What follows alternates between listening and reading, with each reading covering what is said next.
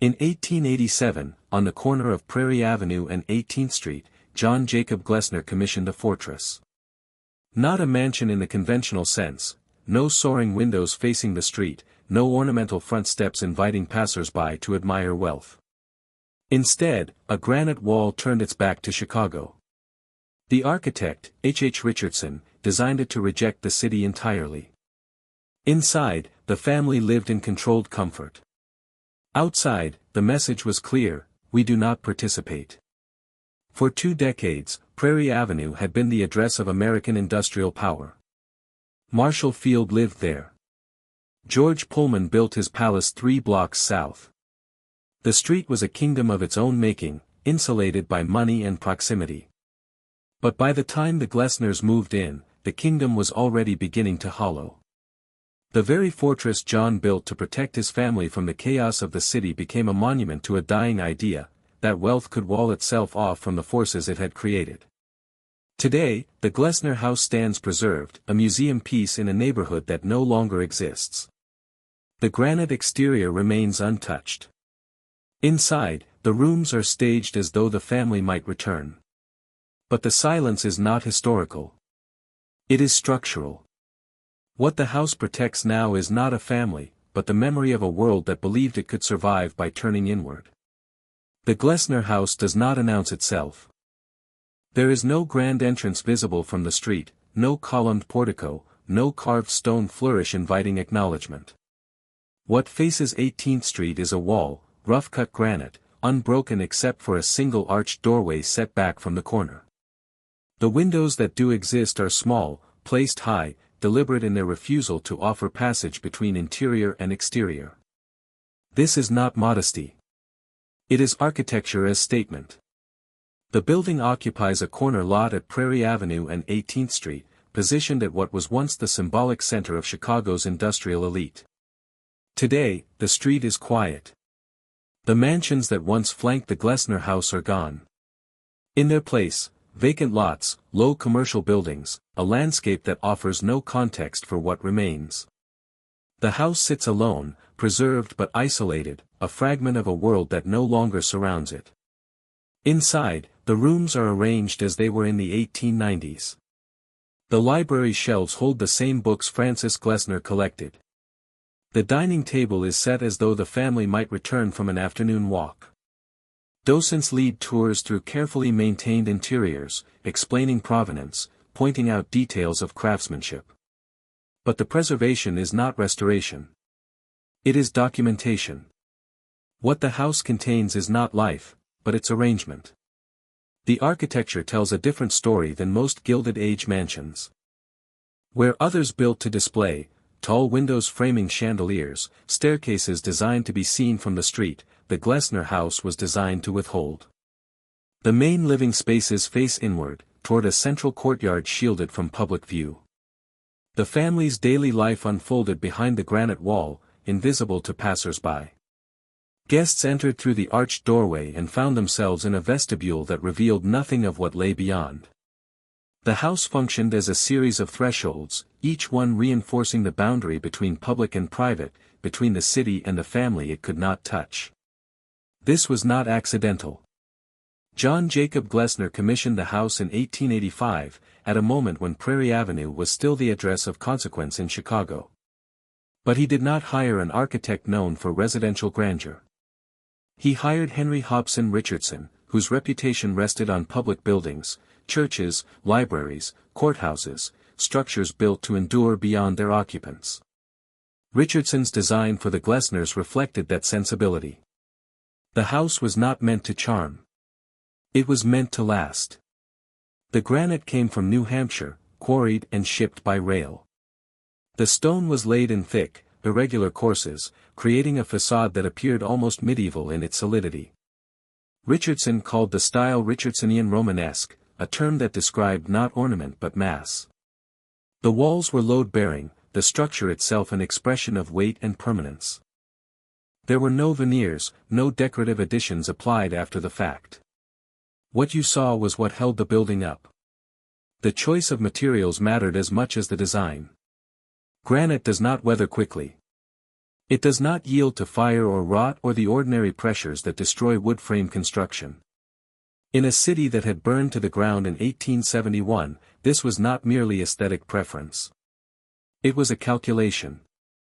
The house was built to survive what Chicago might become. By the time the Glessners moved in December 1887, Prairie Avenue had already begun to shift. The street's dominance as the center of Chicago wealth was less than 2 decades old, built on fortunes accumulated rapidly during the city's explosive post-fire growth. But wealth at that scale does not stabilize easily. The same forces that created Prairie Avenue, industrialization, immigration, the concentration of labor near the urban core, were already generating pressures the residents had not anticipated. The Glessner House was a response to those pressures, though it was rarely described as such. John Glessner did not speak publicly about his reasons for commissioning a fortress. Francis Glessner's journals, meticulous in their documentation of social life and cultural pursuits, say little about the design's defensive qualities. But the architecture speaks for itself. The inward orientation, the elevation of privacy over display, the refusal to engage with the street, these were not quirks of personal taste. They were decisions made by people who understood that proximity to the city was no longer an asset to be celebrated, but a problem to be managed. The house succeeded in what it was designed to do. It created separation. The granite walls held. The courtyard remained private. Inside, the family maintained routines that bore no visible relationship to the industrial chaos expanding around them. Servants entered through a separate entrance. Deliveries were received at the rear. The house absorbed the city's necessities, coal, food, water, labor, without admitting its presence. But separation is not the same as insulation. The forces that shaped Chicago did not stop at the property line.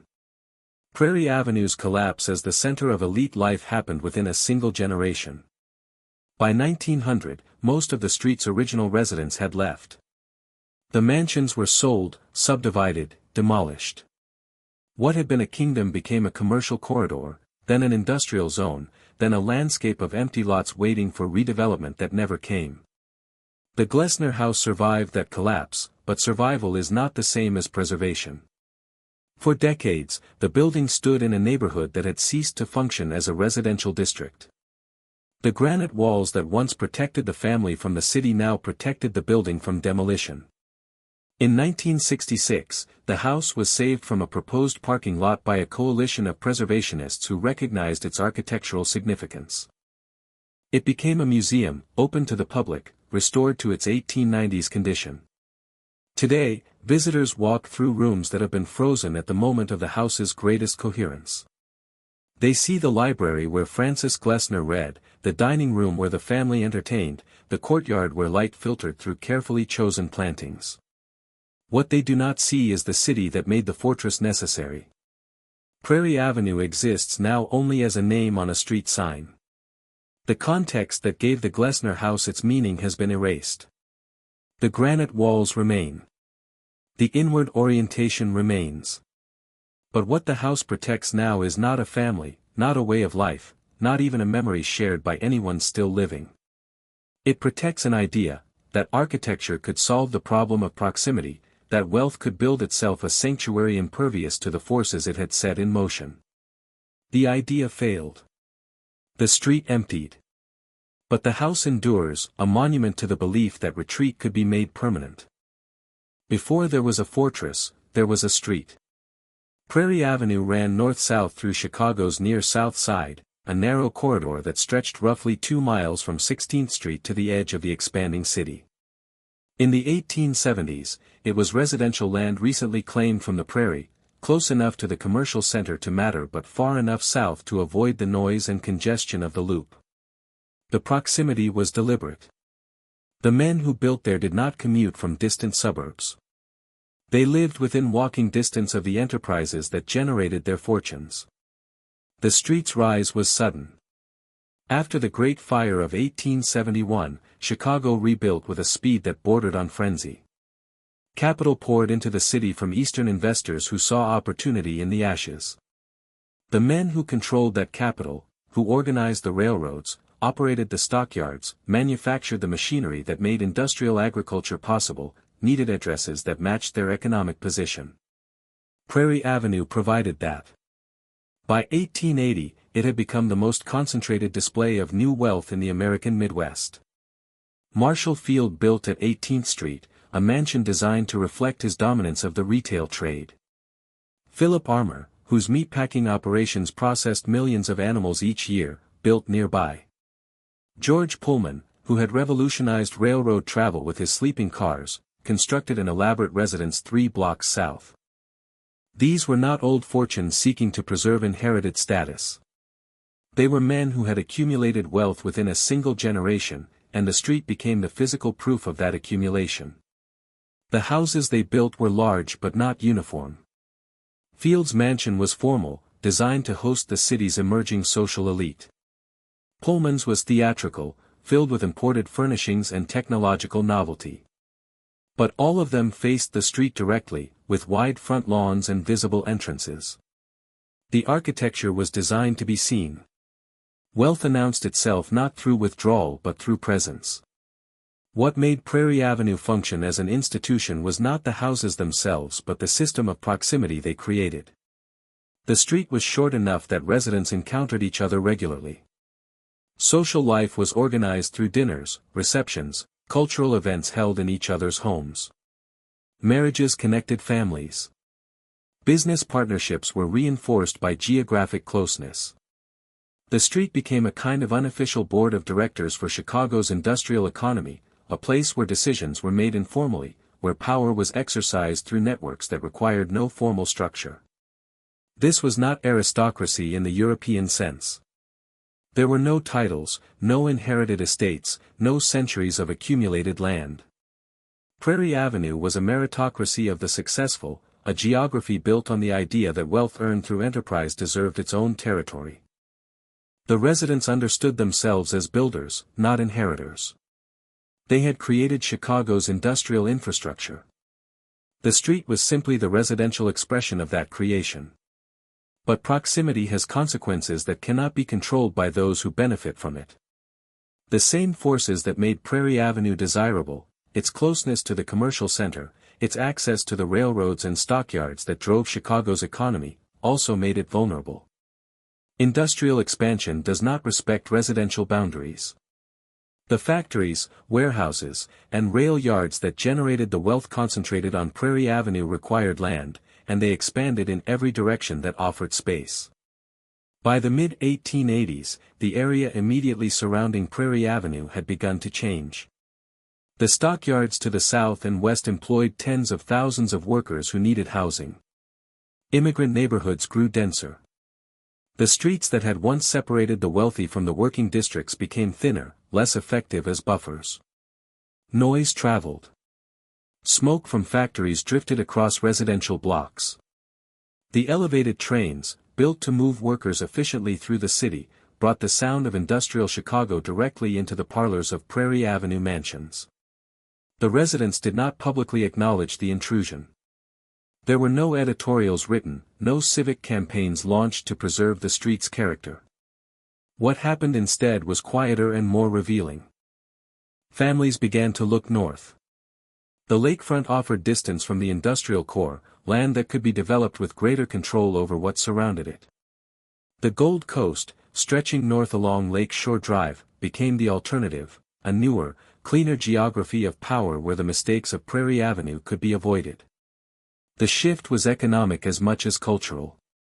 Prairie Avenue had been built on proximity to industry, but by the 1890s, industry no longer needed to be physically close to the men who controlled it. Telecommunications made distance manageable. Automobiles would soon make commuting trivial. The logic that had created Prairie Avenue, that power required presence, was being replaced by a new logic, that power required separation. George Pullman's death in 1897 marked the beginning of the exodus. His mansion, elaborate and expensive to maintain, could not find a buyer willing to preserve it. Within a decade, it was demolished. Marshall Field began spending more time at his estate north of the city. Philip Armour died in 1901, his family sold the Prairie Avenue house soon after. The departures were individual decisions, but their cumulative effect was structural. A street that had functioned as a coherent institution lost its coherence. The Glessners stayed. They did not sell, did not relocate, did not follow the northward migration. Whether this was stubbornness, practicality, or attachment to the house Richardson had built is unclear. Francis Glessner's journals note the changes, the departure of neighbors, the encroachment of commercial activity, but offer no explanation for why the family remained. What is certain is that by 1900, Prairie Avenue was no longer the center. The geography of power had moved, and the street was left behind. What remained was not a neighborhood but a collection of individual properties, each one surrounded by a city that no longer recognized them as significant. The houses lost their context. Without the network of proximity, without the social structure that had given the street its institutional weight, they became simply large residences in an increasingly industrial district. Some were converted to boarding houses. Others stood empty, too expensive to maintain, too difficult to sell. The street had not declined gradually. It had emptied, and the emptying was nearly total. John Jacob Glessner was not born into wealth. He was born in 1843 in Zanesville, Ohio, a small manufacturing town on the Muskingum River. His father operated a modest business, enough to provide stability but not surplus. The family was methodical, Presbyterian, oriented toward work rather than display. Glessner inherited that orientation. He did not seek fortune through speculation or financial manipulation. He sought it through manufacturing, through the production of objects that solved problems for people who worked land. In 1870, Glessner joined the firm that would define his career, Warder, Bushnell and Glessner, a partnership formed to manufacture agricultural machinery. The company was based in Springfield, Ohio, positioned at the edge of the Midwest's expanding agricultural economy. Farmers needed equipment that could process grain more efficiently than manual labor allowed. Warder, Bushnell and Glessner produced reapers, mowers, binders, machines that mechanized harvest. The equipment was not innovative in design. Other companies had pioneered the technology. What Warder, Bushnell and Glessner offered was reliability and scale. Glessner's role within the firm was operational, not visionary. He managed production, ensured quality control, negotiated contracts with suppliers. He understood machinery not as abstraction but as physical systems that required maintenance, repair, and incremental improvement. The business grew steadily through the 1870s and 1880s, not through dramatic expansion but through consistent execution. By the mid-1880s, the firm employed hundreds of workers and distributed equipment across the Midwest and into the Great Plains. The wealth this generated was substantial but not spectacular. Glessner was not John D. Rockefeller. He did not control an entire industry or reshape national markets. He was a participant in an industry that was itself reshaping American agriculture, and his fortune accumulated through that participation. By 1885, when he began planning the house on Prairie Avenue, Glessner had become wealthy enough to commission expensive architecture, but not wealthy enough to be careless about expense. The decision to build in Chicago rather than Springfield reflected the geography of industrial power in the 1880s. Springfield was where the machinery was made, but Chicago was where capital was organized, where markets were accessed, where the networks that determined success operated. Prairie Avenue offered proximity to that network. Glessner maintained his involvement in the Springfield operations, traveling regularly between the two cities, but Chicago became the family's primary residence. The house was not a retreat from business. It was an investment in the social and economic infrastructure that made business possible. Glessner's approach to the house reflected his approach to manufacturing: precision, durability, resistance to failure. He did not want architectural novelty. He wanted a structure that would function correctly over time, that would require minimal intervention, that would not be subject to the whims of fashion or the vulnerabilities of inferior construction. When he hired Richardson, he hired someone who built the way Glessner thought, methodically, with attention to materials, with an understanding that buildings, like machinery, were systems that either worked or did not. Frances Glessner brought a different sensibility to the project. Born Frances Macbeth in 1848, she came from a family with cultural ambitions that exceeded their financial means. She was educated, well-read, interested in design and literature in ways that John was not. The marriage, in 1870, was a partnership of complementary temperaments. John managed capital. Frances managed culture. The house they built together reflected both. Frances corresponded with Richardson directly during the design process, offering detailed opinions on room arrangements, furnishings, and the integration of decorative elements. She wanted a house that could accommodate serious intellectual and artistic pursuits, not merely social display. The library was central to her vision, a room large enough to hold a substantial collection, designed for reading and conversation rather than performative scholarship. She collected books on the arts and crafts movement, corresponded with William Morris, attended lectures on design reform. The house became the physical manifestation of her cultural interests. But culture, in the Glessner household, was not separate from the logic of accumulation. Frances understood that a well-curated home reinforced social position. The dinners she hosted, the guests she invited, the careful documentation she maintained in her journals, all of this was work, unpaid but essential to the family's place within Prairie Avenue's network. She did not hire a social secretary. She managed the household's cultural life herself, with the same attention to detail that John applied to manufacturing. The wealth that made this possible came from machinery, but the machinery itself was built on displacement. The reapers and binders produced by Warder, Bushnell and Glessner replaced manual agricultural labor, concentrating productivity in fewer hands and pushing rural workers toward urban centers. Chicago's explosive growth in the 1870s and 1880s was driven in part by that displacement, farmers and farmhands moving to the city when mechanization made their labor redundant. The stockyards, the factories, the railroads absorbed that labor and extracted profit from it. Glessner did not write about this. His correspondence focuses on production quotas, contract negotiations, and quality concerns. There is no evidence that he considered the social consequences of the machinery his firm produced. He understood himself as a manufacturer solving problems, not as an agent of economic transformation. But the connection between his fortune and the city's industrial density was direct. The wealth that built the fortress came from the same forces that made the fortress necessary. By 1890, Warder, Bushnell and Glessner was facing pressure from larger competitors. International Harvester, formed through a series of mergers, began consolidating the agricultural machinery industry. Smaller firms either sold out or struggled to compete. Glessner's company held on longer than most, maintaining independence through the 1890s, but the trajectory was clear. The era of regional manufacturers was ending. Capital was consolidating into fewer, larger corporations capable of national and international reach. Glessner navigated this carefully. He did not sell immediately, but he prepared for the possibility. He diversified investments, ensured the family's financial security extended beyond the firm's survival. When Warder, Bushnell and Glessner finally merged into a larger entity in the early 1900s, Glessner retained enough capital to live comfortably but lost direct control over the business that had defined his working life. He was in his late 50s, no longer young but not yet old, a man whose fortune was secured but whose purpose had diminished.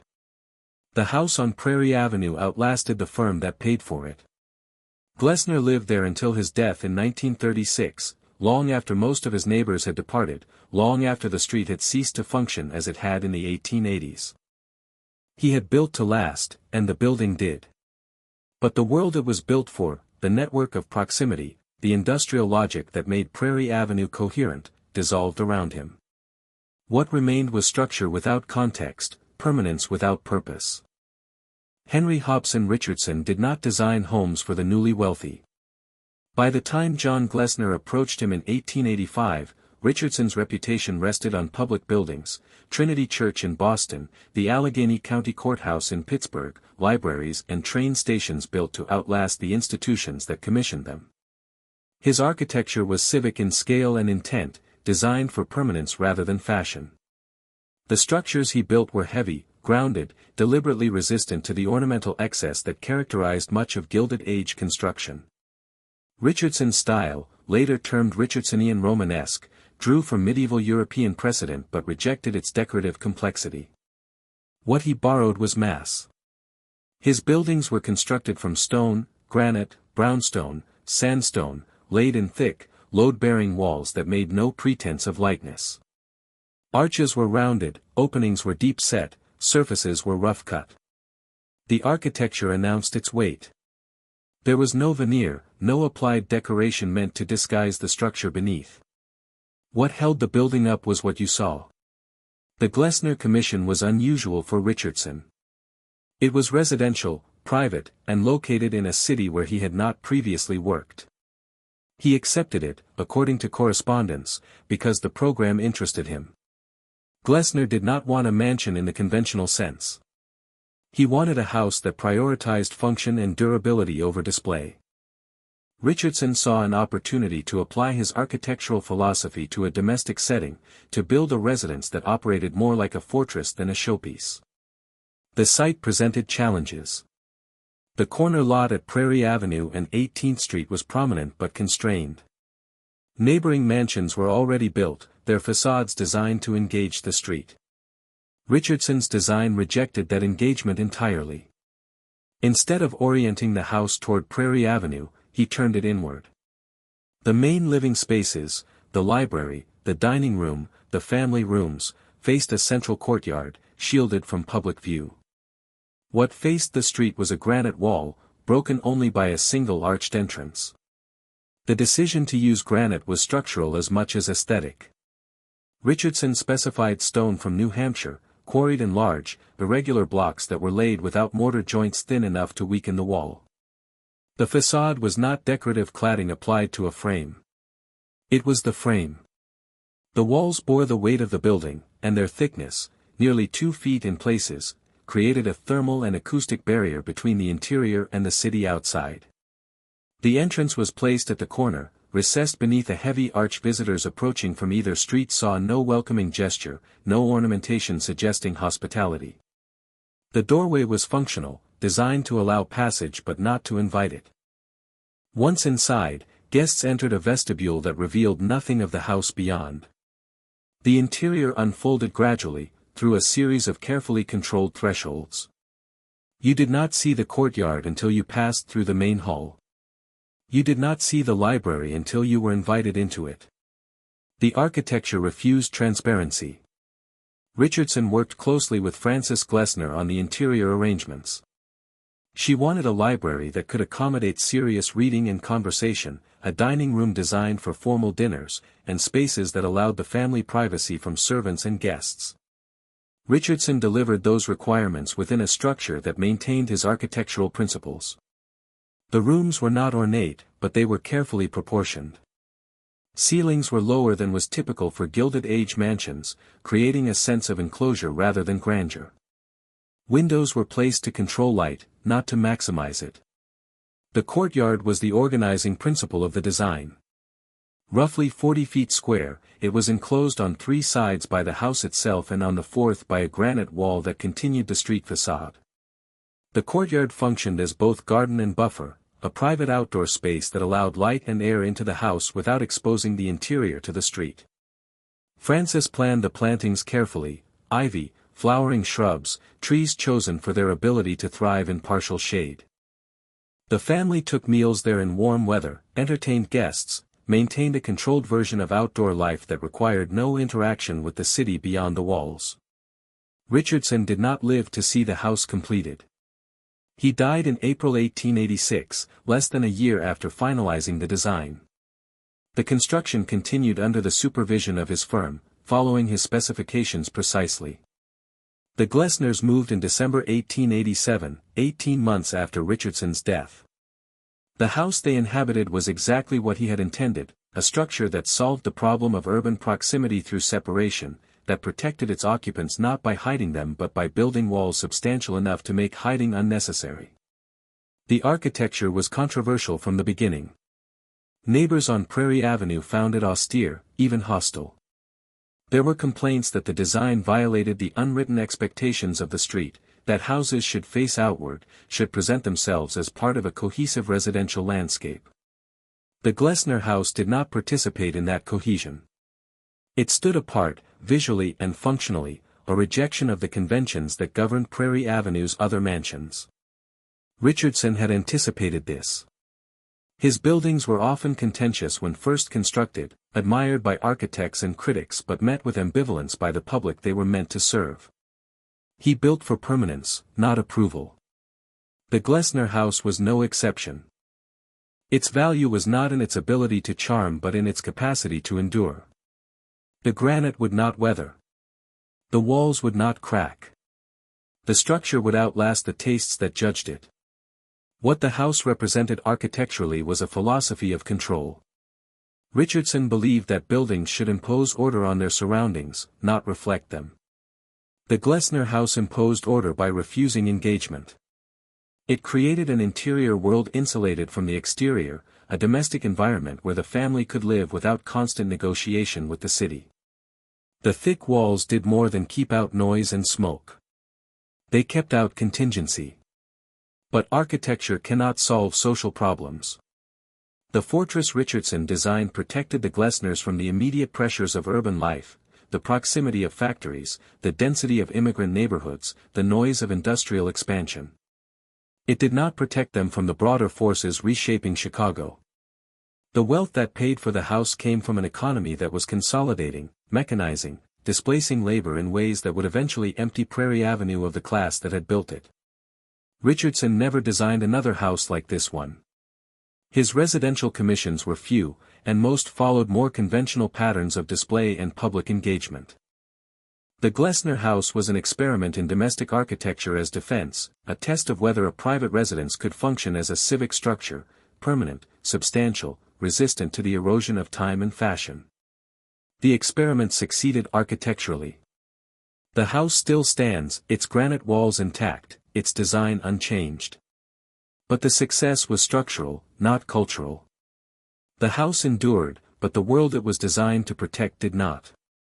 Richardson built for clients who believed that architecture could create permanence, that stone walls could hold back the economic and social forces transforming American cities. He gave them what they asked for. The walls held. But what they enclosed became irrelevant long before the stone began to weather. The house did not operate itself. Behind the granite walls, beneath the carefully arranged rooms, was a system of labor that made the Glessner family's life possible. Servants moved through corridors the family rarely saw, prepared meals in kitchens the family never entered, maintained routines that were invisible by design. The architecture accommodated this invisibility. Richardson had designed separate circulation paths, service stairs, back hallways, a network of passages that allowed staff to move through the house without crossing the family's daily patterns. The servants entered through a side door on 18th Street, far from the main entrance. Their quarters were on the third floor, small rooms with minimal furnishings, reached by a narrow staircase that connected directly to the kitchen and service areas below. The separation was absolute. The family occupied the first and second floors. The staff occupied the third and the basement. The two groups shared the same building but moved through it along different paths, their interactions limited to moments when service was required. Frances Glessner managed this system with the same precision she applied to the household's cultural life. She kept detailed records, menus for every meal, inventories of linens and china, schedules for cleaning and maintenance. Her journals document not just social events but the mechanics of running a house of this scale. She noted when servants were hired or dismissed, recorded their wages, tracked household expenses down to the cost of coal and candles. The house was not simply a residence. It was an enterprise, and Frances was its manager. The staff varied in size depending on the season and the family's social calendar, but typically included a cook, a butler, a housemaid, a laundress, and additional help brought in for large dinners or events. The cook worked in a basement kitchen equipped with a coal-fired range, cold storage, and a dumbwaiter that lifted prepared meals to the dining room above. The butler managed the front-of-house operations, greeting guests, serving meals, maintaining the wine cellar. The housemaid cleaned the public rooms daily, changed linens, managed the laundry sent out to the laundress who worked in a separate room in the basement. Each role had defined boundaries. The cook did not serve. The butler did not clean. The housemaid did not answer the door unless the butler was absent. The system functioned through specialization, each person responsible for a narrow set of tasks performed according to a schedule that rarely varied. Breakfast was served at 8. Lunch at 1. Dinner at 7. The timing was not flexible. The household operated on a rhythm established by Francis and maintained by the staff who executed it. The Glessners employed predominantly Irish and German immigrants, a pattern common among Prairie Avenue households. The wages were modest but reliable, and employment in a stable household offered security that factory or domestic day work did not. The staff lived in, their room and board provided, their schedules dictated entirely by the family's needs. They had Thursday afternoons off and alternate Sundays. The rest of their time belonged to the house. Frances did not interact with the staff as individuals. Her journals refer to them by position, the cook, the girl, rather than by name. This was not unusual cruelty. It was the standard practice of households at this level. The staff were functional components of the domestic system, and their personal lives were irrelevant to their roles. When a servant left, another was hired to fill the same position, often within days. The system absorbed turnover without disruption. The design of the house reinforced this separation. The service stairs were narrow and steep, built for efficiency rather than comfort. The servants' rooms on the third floor had lower ceilings than the family quarters, smaller windows, no decorative detail. The basement kitchen, where the cook spent most of her working hours, had no natural light except what came through small windows at ground level. The dumbwaiter that carried food from kitchen to dining room eliminated the need for servants to be seen moving through the main halls during meals. This invisibility was not merely architectural. It was ideological. The Glessners' life, the dinners, the cultural gatherings, the intellectual pursuits documented so carefully in Frances's journals, depended entirely on labor that could not be acknowledged without undermining the atmosphere those activities required. A formal dinner succeeded when guests experienced seamless service, when courses appeared at precise intervals, when wine was poured without disruption. The staff made that seamlessness possible, but their presence had to remain peripheral. The household's routines extended beyond meal service. Every room was cleaned daily. Fires were laid in the morning and tended throughout the day during winter months. Linens were changed weekly. Silver was polished. Carpets were beaten. The library's books were dusted. The courtyard was maintained. The work was constant, repetitive, and essential to preserving the house in the condition Frances required. She inspected regularly, noted deficiencies, corrected errors. The staff learned quickly that standards were not negotiable. John Glessner's role in household management was minimal.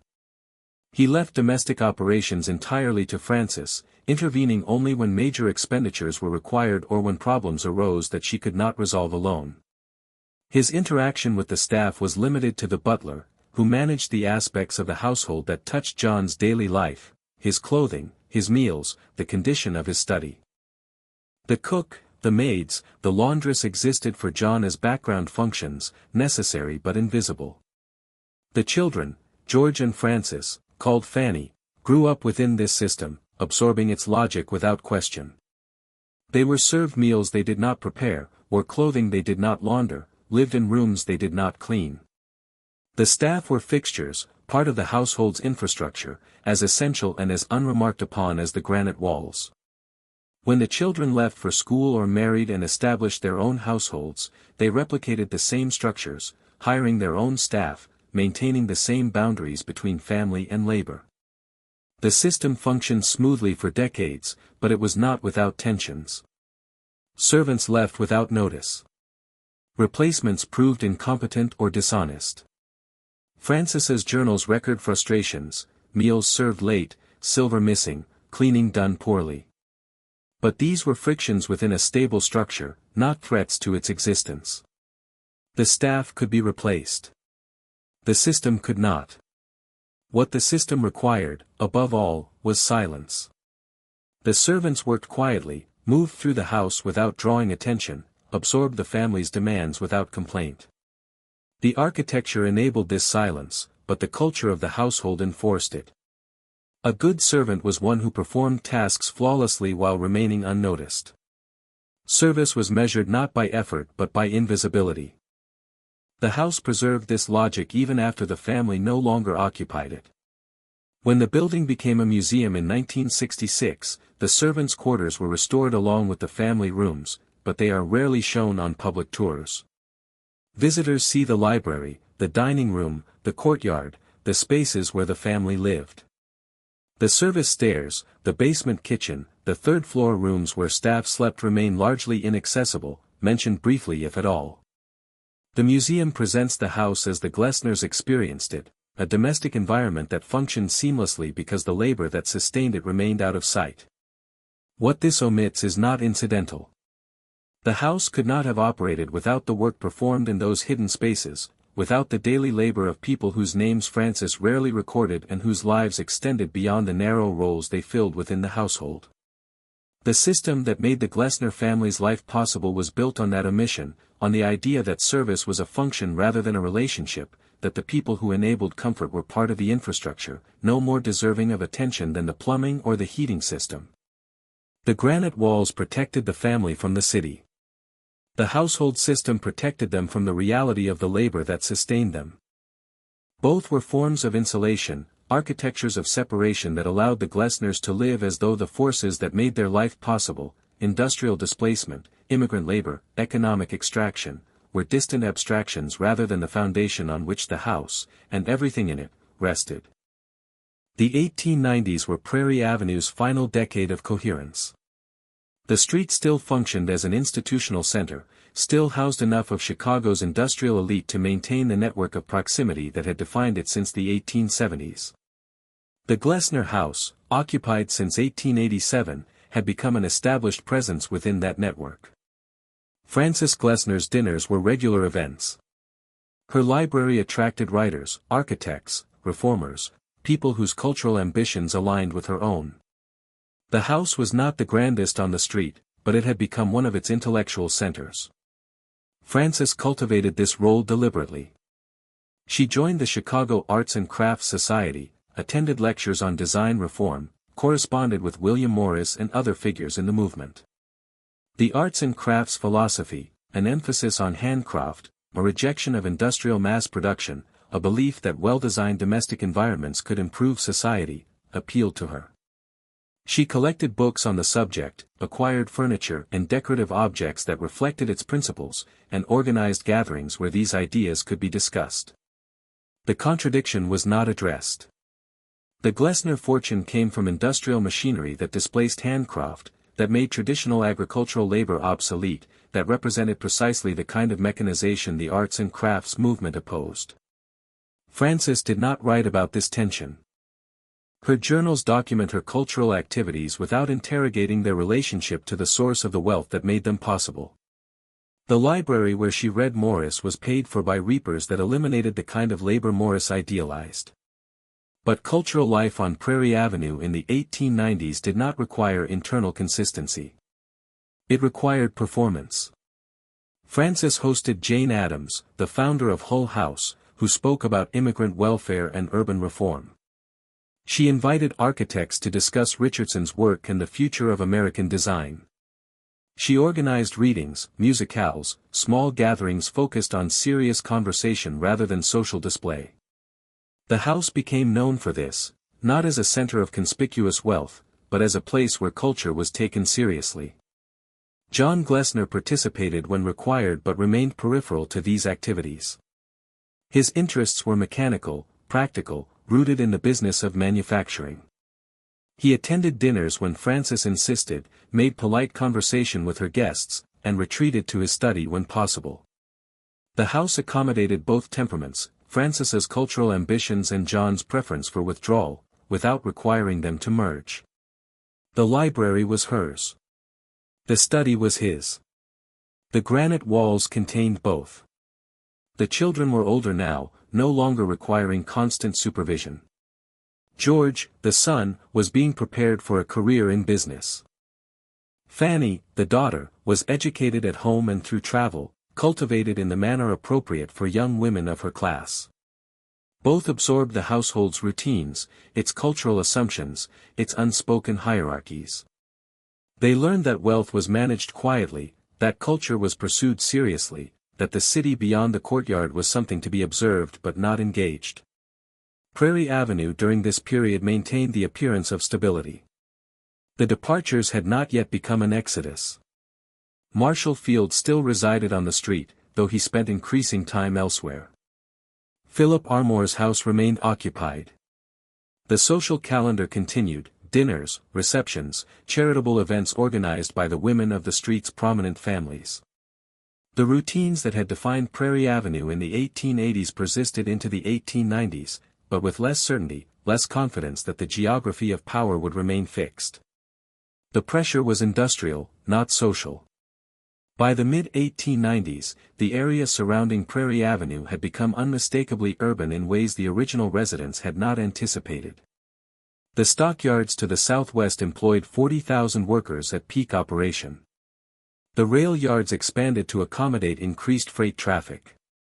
Factories multiplied along the river and the lakefront. The density that made Chicago economically dominant also made it physically oppressive for those trying to maintain residential enclaves within the industrial core. The elevated train lines, constructed in the early 1890s, brought the most visible change. The loop elevated, completed in 1897, created a continuous circuit of rail traffic through the downtown commercial district. The noise was constant, metal wheels on metal tracks, brakes screeching at station stops, the rhythmic clatter that became the soundtrack of urban Chicago. Prairie Avenue was close enough to hear it. The fortress walls muffled the sound but could not eliminate it. Smoke was harder to control. Chicago's factories burned coal. So did its homes, its trains, its ships on the lake. The air was thick with it, particularly in winter when residential heating combined with industrial operations to create a permanent haze. Francis Glessner's journals note the smoke increasingly in the late 1890s, how it settled on the courtyard's plantings, how it required more frequent cleaning of the house's interior, how it made outdoor entertaining unpleasant. She wrote about it as an annoyance, not as evidence of structural change, but the complaints accumulated. The street's demographics were shifting as well. The blocks immediately surrounding Prairie Avenue, once residential, were becoming commercial. Warehouses replaced homes. Small manufacturing operations moved into buildings vacated by families who had left. The transition was piecemeal but directional.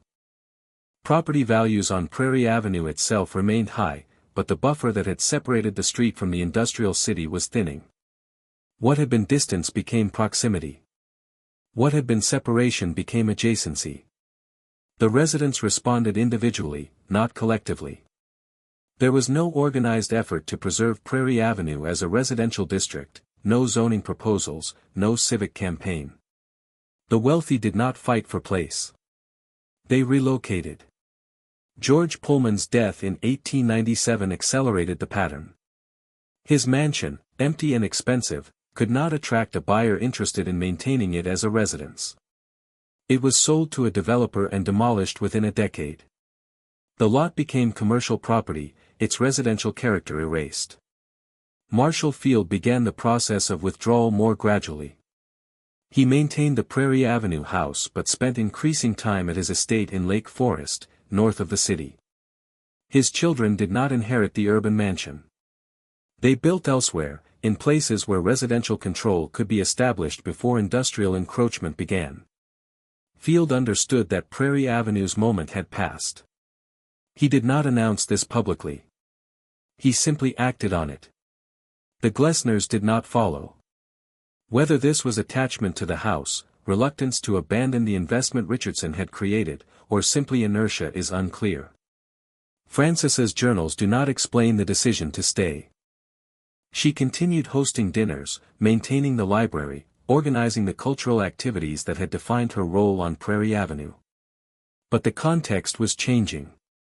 Guests traveled farther to attend. Neighbors who had once walked to the Glessner House now arrived by carriage from other parts of the city. The geography that had made Prairie Avenue coherent as an institution was dissolving. By 1900, the street's function had fundamentally changed. It was no longer the center of Chicago's elite life. That center had moved north, to the Gold Coast, where lakefront land offered distance from industry and space to build estates that would not be compromised by urban expansion. Prairie Avenue became a relic almost immediately, not gradually abandoned but rapidly emptied, its mansions sold or demolished within a span of less than 2 decades. The Glessner House remained occupied, but its context was gone. The network of proximity that had made the street an institution no longer existed. The dinners Francis hosted now functioned differently, not as gatherings within a coherent social world but as isolated events in a neighborhood that had ceased to be residential. The house itself had not changed. The granite walls stood as solid as when Richardson designed them. But what they protected was no longer connected to the world that had made their construction necessary. The illusion of the 1890s was that stability could be maintained through individual fortitude, that a well-built house in a good location could outlast the forces reshaping the city. The Glessners believed this, or acted as though they did. They stayed when others left, maintained routines when the street emptied, preserved a domestic environment that no longer had a neighborhood to support it. The decade ended not with collapse but with quiet erosion, the gradual recognition that Prairie Avenue's moment had been brief and that no amount of granite could extend it. The exodus was not announced. There were no public statements, no editorials explaining why Chicago's wealthiest families were abandoning the street that had defined their position for 2 decades. What happened instead was a series of individual decisions that, taken together, dismantled Prairie Avenue as an institution. Houses were sold quietly. Families relocated without ceremony. By 1905, the street that had been the center of industrial power in the 1880s was half empty. The pattern was consistent. Families did not move to other parts of the South Side. They moved north, to the lakefront districts that offered what Prairie Avenue no longer could, distance from the industrial core, land that had not yet been compromised by manufacturing, space to build estates protected by zoning and geographic isolation. The Gold Coast, stretching along Lake Shore Drive from Oak Street north to Lincoln Park, became the new geography of wealth. The location was deliberate. The lake provided a natural barrier to westward industrial expansion. The distance from the loop was manageable but meaningful. The neighborhood could be controlled in ways Prairie Avenue never had been. Marshall Field was among the first to make the shift permanent. He did not sell the Prairie Avenue mansion immediately, but by 1901 he had effectively relocated. His primary residence became the estate in Lake Forest, 25 miles north of the city, accessible by private rail car. When he was in Chicago, he stayed at his newer home on the Gold Coast. The Prairie Avenue house remained in the family briefly after his death in 1906, then was sold. By 1914, it was demolished. The lot was cleared and subdivided for commercial use. Philip Armour died in 1901. His mansion, elaborate and expensive to maintain, was put on the market immediately. No buyer emerged willing to preserve it as a residence. The property was eventually sold to a developer who converted it to a boarding house, then demolished it entirely in 1927. The site became a parking lot, then light industrial space. What had been one of Prairie Avenue's most prominent addresses disappeared without leaving a trace beyond archival photographs. The Pullman Mansion met a similar fate. After George Pullman's death in 1897, the house stood empty for nearly a decade. The family could not sell it. The property was too expensive to operate as a residence and too large to convert to another use profitably. It was demolished in 1922. The neighborhood by then had changed so completely that the mansion's absence was barely noted. Prairie Avenue was no longer a place where such losses mattered. The speed of the collapse was startling. In 1890, Prairie Avenue housed more than a dozen of Chicago's wealthiest families. By 1910, fewer than 5 remained.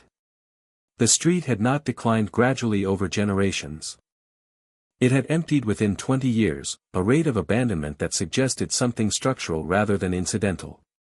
The wealthy had not been driven out by crime or disaster.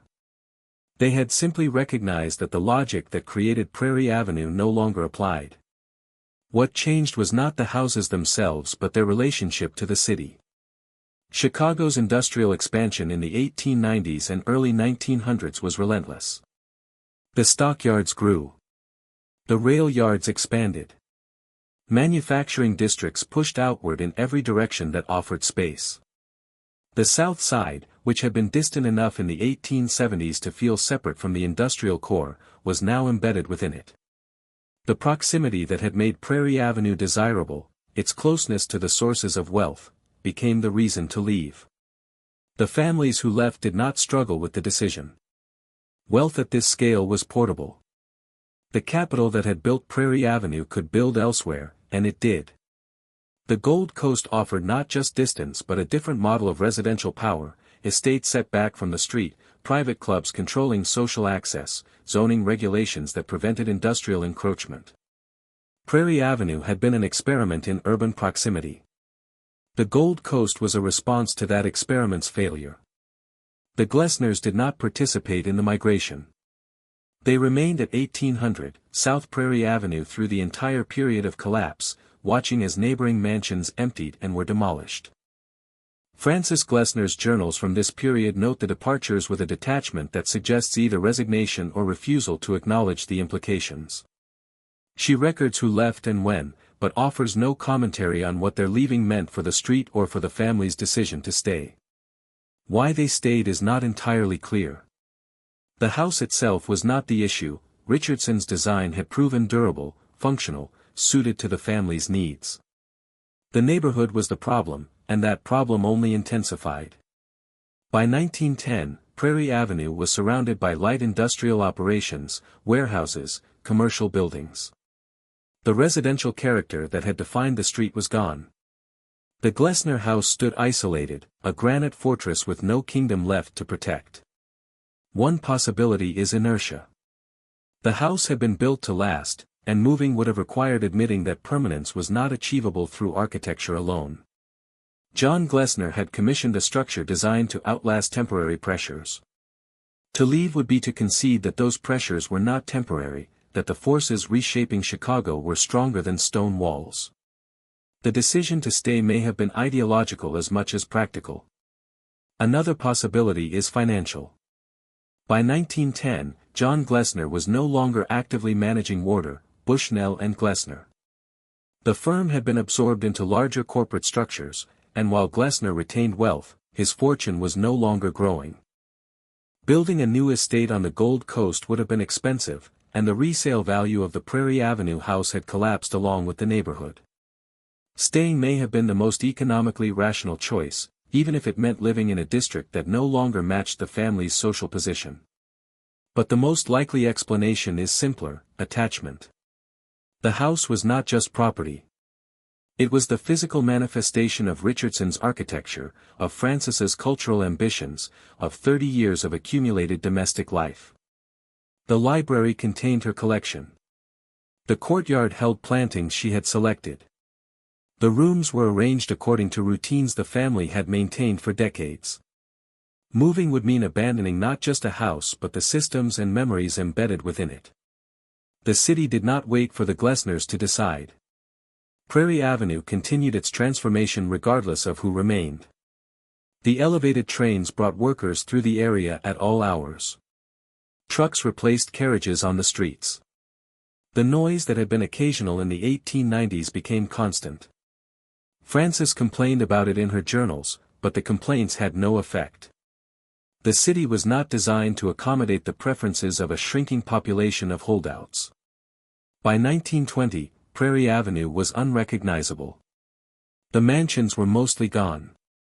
The street itself had been widened to accommodate commercial traffic. The few remaining houses, including the Glessners, stood as anomalies, residential structures in a district that had become industrial. The coherence that had made the street an institution was entirely absent.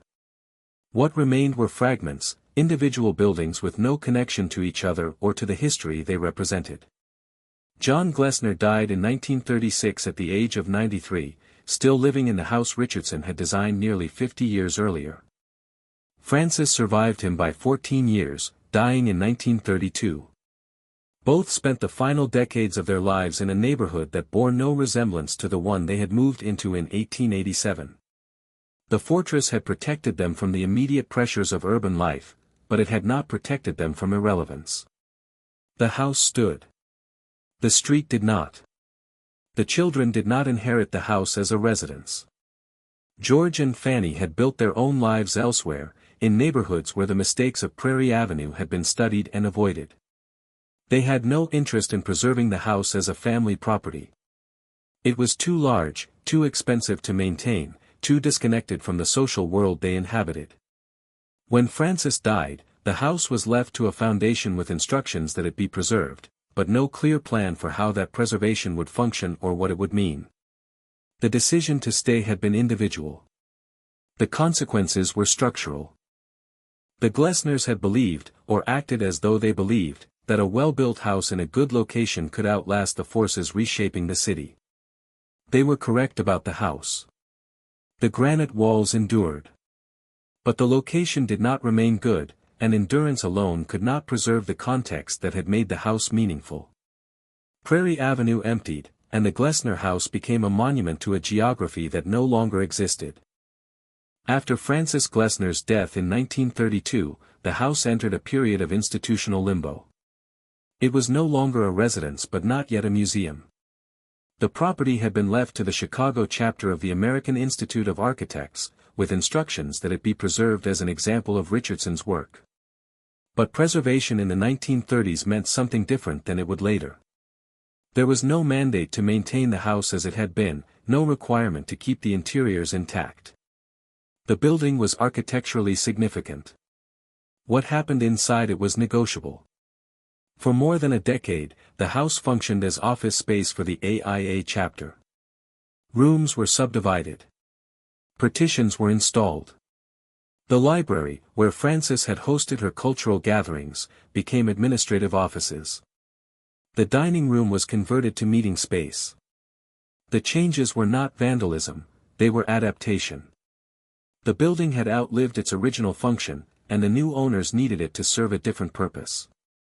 The architecture remained, but the domestic logic that had organized it was discarded. The neighborhood continued its decline. By the 1940s, Prairie Avenue was fully industrial. The remaining mansions, fewer than a handful, stood surrounded by warehouses, small factories, vacant lots where demolished homes had once been. The street had no residential character left. It was a corridor for commercial traffic, a zone where land values reflected industrial potential rather than residential desirability. The Glessner House, with its granite walls and inward-facing design, was increasingly out of place. The city's approach to historic preservation in this period was minimal. Buildings were evaluated for their structural condition and economic utility, not for their historical significance. If a structure could not be profitably maintained or adapted, it was demolished. Prairie Avenue's mansions had failed that test repeatedly. The Marshall Field House was gone. The Armour Mansion was gone. The Pullman House was gone.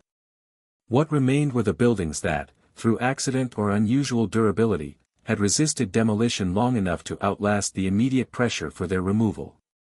The Glessner House survived partly because Richardson had built it to withstand exactly this kind of pressure.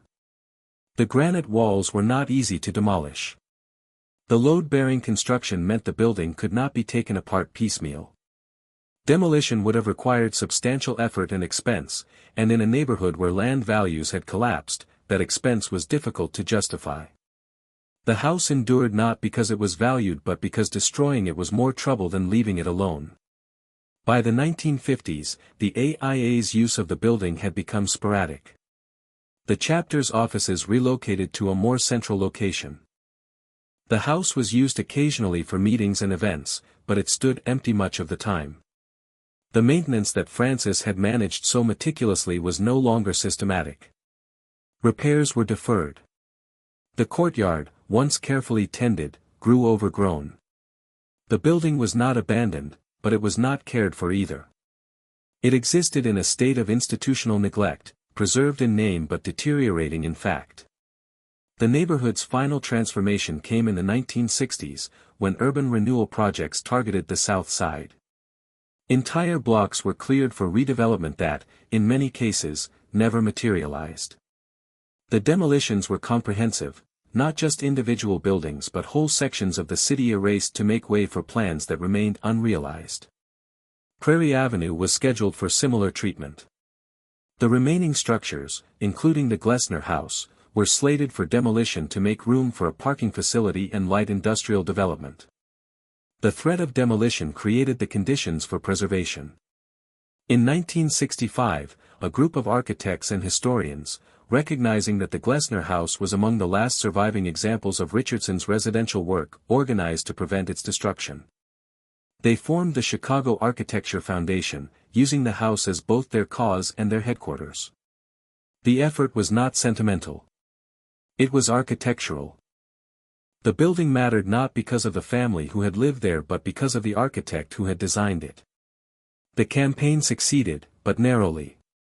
The house was removed from the demolition schedule and designated a Chicago landmark in 1970, then added to the National Register of Historic Places in 1971. The protections were legal rather than cultural, the neighborhood had no interest in preserving the house, and the city's support was bureaucratic rather than enthusiastic.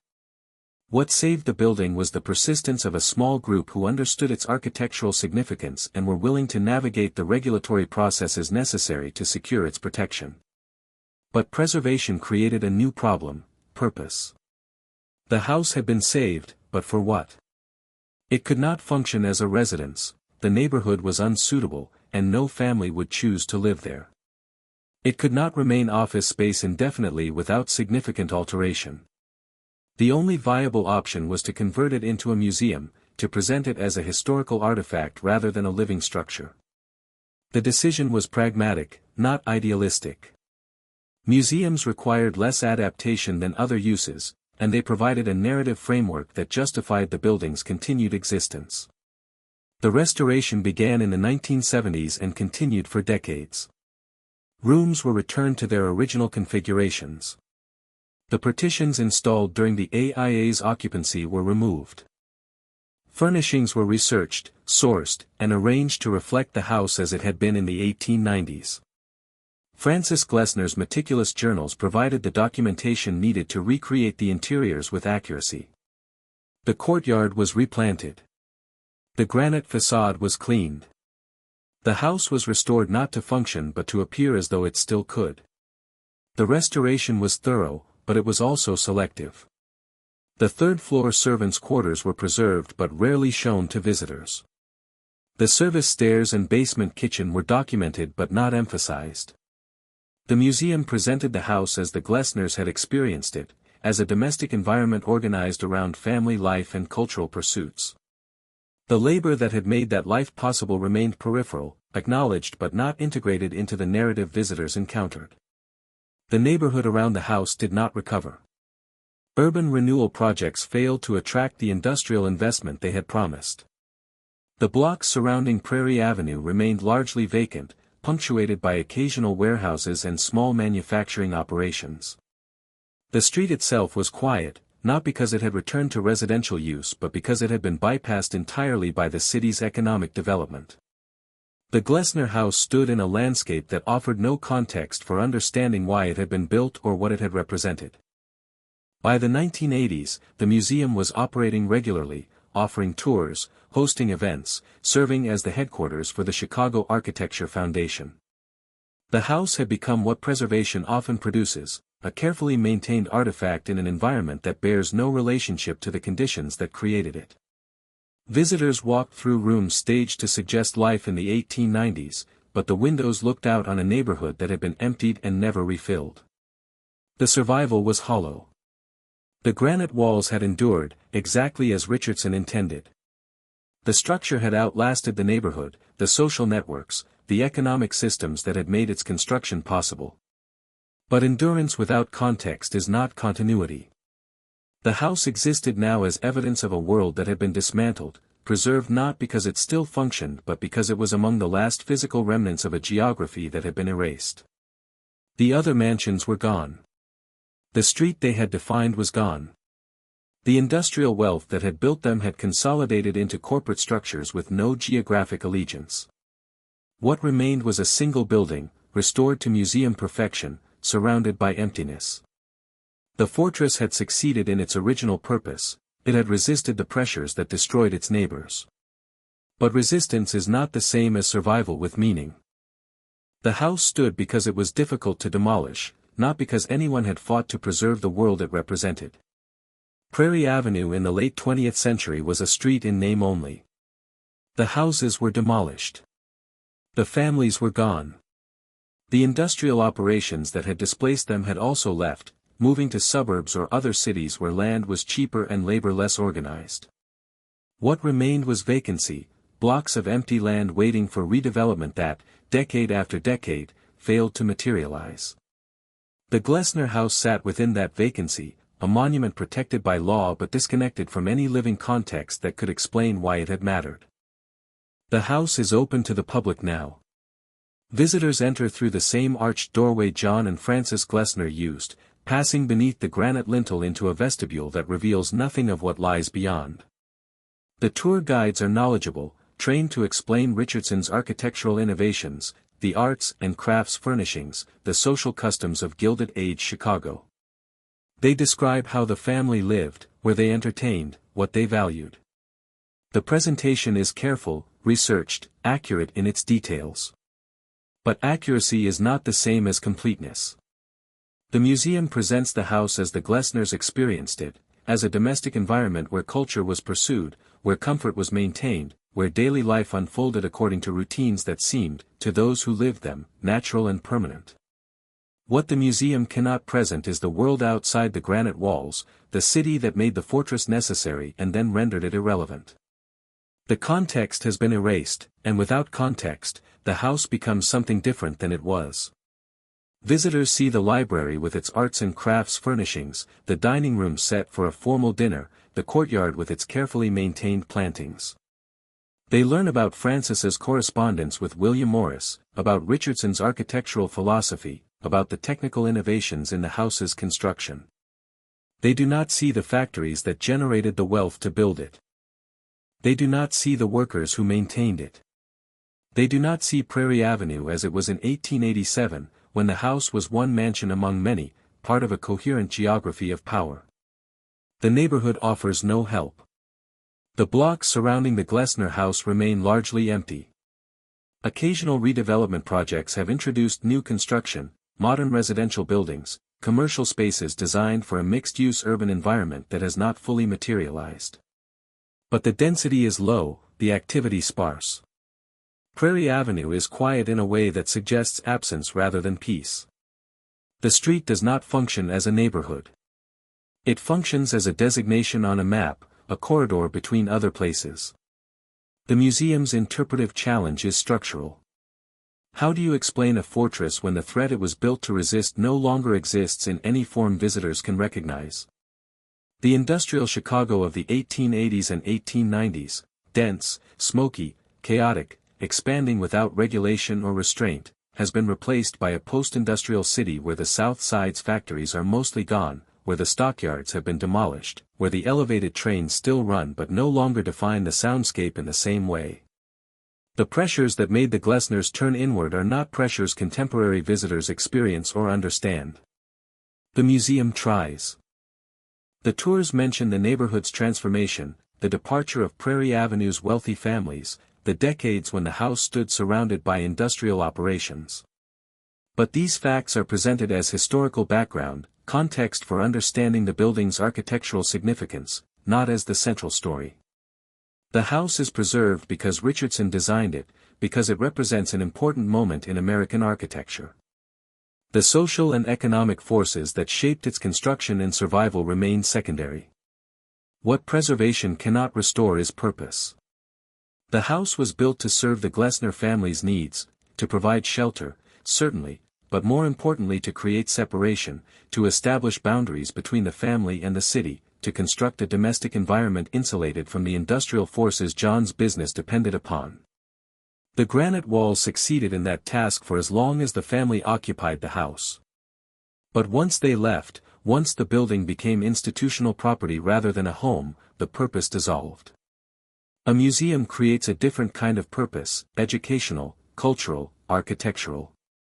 Visitors come to learn about Richardson's design principles, about Gilded Age domestic life, about a moment in Chicago's history when wealth was concentrated on a single street. These are legitimate purposes, but they are not the purposes for which the house was built. The museum preserves the structure while fundamentally altering what the structure means. The restoration itself is an act of interpretation. The decision to stage the rooms as they appeared in the 1890s, to furnish them with period-appropriate objects, to recreate the domestic environment the Glessners maintained, all of this suggests that the house's meaning resides in its appearance, in its aesthetic and historical authenticity. But the house's meaning, when it was occupied, resided in its function, in the daily routines it accommodated, in the separation it enforced, in the world it excluded. That world cannot be recreated. The servants who moved through the service corridors are gone, their labor reduced to a brief mention on tours that focus primarily on the family's activities. The industrial pressures that made the fortress necessary are gone, replaced by different urban dynamics that the house was not designed to address. The social networks that made Prairie Avenue an institution are gone, dissolved when the families relocated north. What remains is architecture without the systems that gave it purpose. The museum acknowledges this, implicitly, through what it chooses to emphasize. The tours focus on Richardson's innovations, the load-bearing granite walls, the courtyard design, the rejection of conventional Gilded Age display. They focus on Frances's cultural pursuits, her arts and crafts collection, her correspondence with reform-minded intellectuals.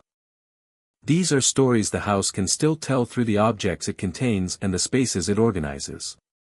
The stories it cannot tell, about extraction, about displacement, about the relationship between industrial wealth and domestic comfort, require a context the museum cannot provide. The unanswered question is whether this matters. The house survives. It is maintained carefully, visited regularly, studied by architectural historians and students. It serves as headquarters for the Chicago Architecture Foundation, which uses it to promote understanding of the city's built environment. By any measurable standard, the preservation effort has succeeded. The house that was scheduled for demolition in 1965 is now protected, celebrated, integral to Chicago's cultural infrastructure. But what has been preserved is not the house as it existed for the Glessners. It is the house as evidence, as artifact, as architectural specimen. The granite walls stand, but they no longer protect anything except themselves. The courtyard remains, but it is maintained by museum staff rather than the household servants whose labor made the Glessners' version of domestic tranquility possible. The rooms are arranged as they were in the 1890s, but they are empty of the life that once filled them.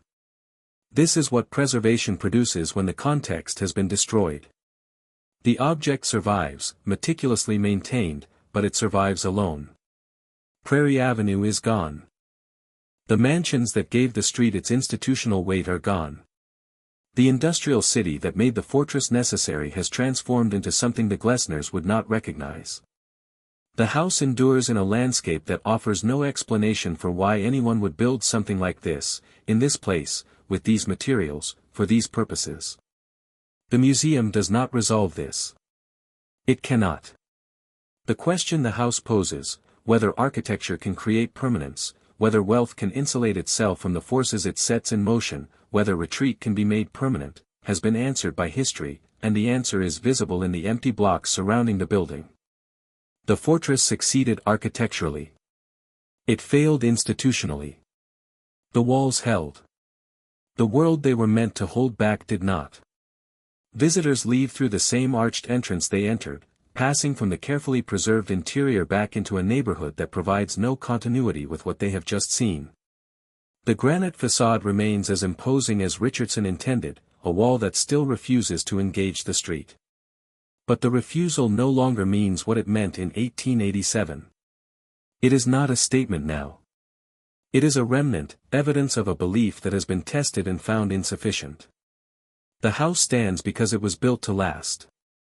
But lasting is not the same as mattering.